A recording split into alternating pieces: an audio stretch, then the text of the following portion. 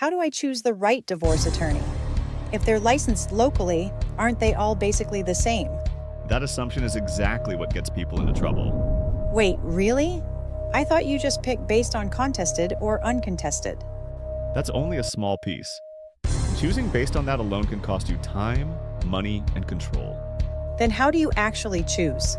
You don't pick an attorney. You interview them to see if they're right for you. Interview? What am I even supposed to ask? That's what most people never learn, and it's why they end up with the wrong attorney. This is general divorce information. Laws vary, so check with a legal professional in your area. Laws vary, but smart strategies don't. This channel helps you avoid common mistakes and make better decisions during divorce. All information here is based on U.S. divorce procedures. Episode 8: How to choose the right divorce attorney. In this episode, we'll walk through how to find and evaluate the right attorney for your situation. Let's start with what really matters.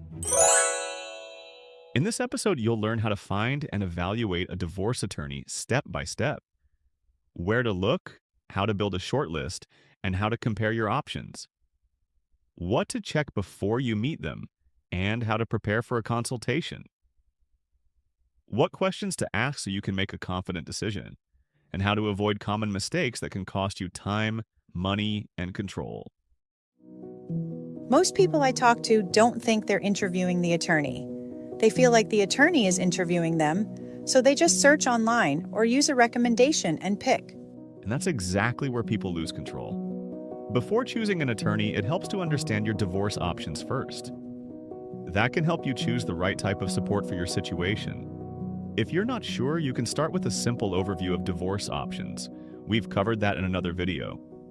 So, what's the best way to start looking for a divorce attorney? Start wide, but don't choose yet. Your goal isn't to find the attorney. It's to build a short list to interview. Start wide? Like where? Online searches, referrals, bar association directories, use all of them. But don't decide yet. You're just collecting options. So I'm not choosing, I'm gathering? Exactly. Choosing comes after you interview. One place to start is referrals. Friends, coworkers, therapists, financial advisors, anyone who's worked with a divorce attorney. They can tell you how the attorney communicates, handles conflict, and manages the process. So should I just go with who they recommend? No. Every divorce is different. Use referrals to build your list, not to choose. For example, John hired an attorney his friend recommended. The attorney was experienced, but very aggressive. John wanted a calm, settlement-focused process. That mismatch made things more stressful and more expensive. So even a good recommendation can be the wrong fit. What if I don't have referrals or want more options? Then go online. That's completely fine. But remember, a website is marketing, not the full picture. Look for what they actually do. What types of cases they handle. How they approach divorce. Do they focus on settlement or sound very aggressive? Make sure that matches what you want, and check their experience, especially in cases like yours. Read what they write. If it's clear and easy to understand, that's a good sign. If it's vague or generic, be careful. Divorce doesn't work like that, and those can be warning signs. Also watch for language like, "We will win your case," or aggressive promises. What about reviews? Reviews help, but don't just look at stars. Be careful with comments like, "Hess a good attorney," or "She helped me a lot." That sounds positive, but it doesn't tell you why. Look for details. What exactly did the attorney do well? Did they communicate clearly, handle conflict calmly, or keep things moving? And in what situation, was it a simple case or something more complex? Those details help you decide if they're the right fit for you. And watch for red flags, guarantees, extreme language, or anything overly aggressive. This helps you avoid choosing based on emotion and focus on real fit. Are there other websites that can help? Yes, legal directories like Avo, FindLaw, and Justia, they let you search by location, compare attorneys, and read reviews. They're helpful, but use them as a starting point, not your final decision.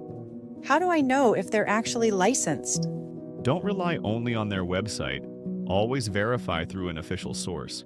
You can search your state plus attorney lookup or your state plus bar association lawyer search, and make sure you're using an official website. Avoid third-party websites that just list attorneys but don't verify their license. If you can't find the attorney in the official database, that's a red flag. And if there are disciplinary records, take time to understand them before moving forward. This step only takes a few minutes, but it protects you from serious problems later. So once I find a few attorneys, what do I do next? Before the consultation, take a little time to prepare. You'll be talking about personal and important details, and many people feel nervous or forget what they wanted to ask. Write a simple summary of your situation, what's happening now, and your main concerns. Think about your goals and priorities, and prepare your questions so you can use your time effectively. What happens after that?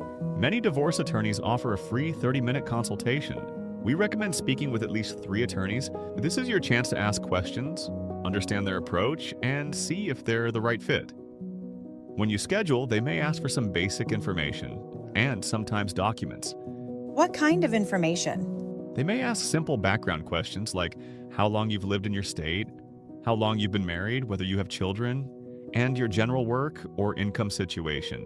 This helps them understand your situation before the consultation. What kind of documents? Start with basic financial information: income, tax returns, and pay stubs. Bring bank statements, debts, and credit card balances. If you own property, bring home and mortgage information. If you have retirement or investments, bring statements if you have them. What about children? Be ready to share ages, school, and current living arrangements, and your current parenting schedule. Bring any existing court orders if you have them. What if I don't have everything? That's okay. Bring what you have. The goal is a general picture, not perfection. What should I ask? Ask about their approach, how they would handle your case. Ask about cost, how they charge and what increases cost. What if an attorney offers a discount? Be careful with discounts. Sometimes it means your case may be handled mostly by an assistant or a less experienced attorney. That's not always a problem, but you need to know exactly who will be working on your case. Also, it's normal for attorneys to use assistants or paralegals for routine tasks. That doesn't mean lower quality. It's part of how many offices work. Ask clearly, who will handle communication, strategy, and decisions? Because you may hire one attorney, but work mostly with someone else you haven't met yet. If you're comfortable with that, it's fine. But don't assume. You should always confirm. Ask about strategy, what outcomes to expect. Ask about communication, how often you'll hear from them. What should I pay attention to? How they explain things, how they listen. Whether you feel informed or confused, you want clarity, not pressure. Anything I should be careful about? Yes. If you meet an attorney but don't hire them, they may still be able to represent your spouse later. That means the information you shared in that meeting could affect your case. One more thing. This is important. The right attorney depends on the type of divorce you choose. Mediation, cooperative, or litigation. Each one needs a different approach. So before choosing an attorney, make sure you understand your options. If you're not sure, I explain those options in other videos. Check the description for the link. What happens after the consultation? If it's a good fit, they'll explain fees and next steps. This includes hourly rate, billing, and cost factors. Exact total cost is usually not possible to predict. How does hourly billing work? They bill in time increments, like 6, 15, or 30 minutes. So even small tasks can add up. For example, it's a quick 5-minute email might be billed as 30 minutes with one attorney, but only 6 minutes with another. That's why you should ask how they track time. A higher rate doesn't always mean higher total cost. What should I do when I receive a bill? Always review your bill carefully. Make sure you understand each charge. If something is unclear or feels unexpected, ask about it. A good attorney should be comfortable explaining their billing clearly. What about the retainer? A retainer is an upfront payment held in a trust account. They bill from it as they work. If it runs low, you may need to add more. If money remains, it's usually returned. All details should be clearly written in the agreement. You don't have to decide right away. You can review the agreement and ask questions. Once you sign and pay, the attorney officially represents you. What if I want to change my attorney later? You can change attorneys, but it's not always easy, especially once your case is started. Some attorneys may not want to take over an active case. If communication is slow or unclear, stress can increase. That's one of the most common reasons people switch. In some cases, a larger firm may be more willing to step in and take over. When you switch, your new attorney usually handles the transition, including communication with your previous attorney. That can help you feel more protected and reduce stress.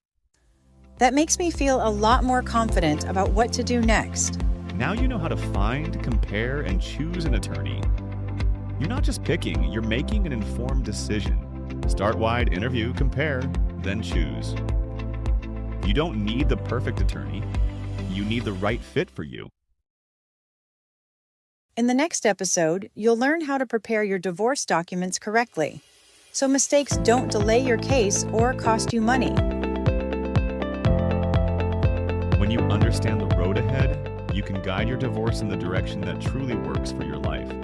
And even if you hire a great attorney, you should still stay in the driver's seat, not the back seat where you can't see where things are headed. But you don't have to go through this alone. The right knowledge at the right time can change everything. Laws vary, but smart strategies don't. Divorce information. Always by your side.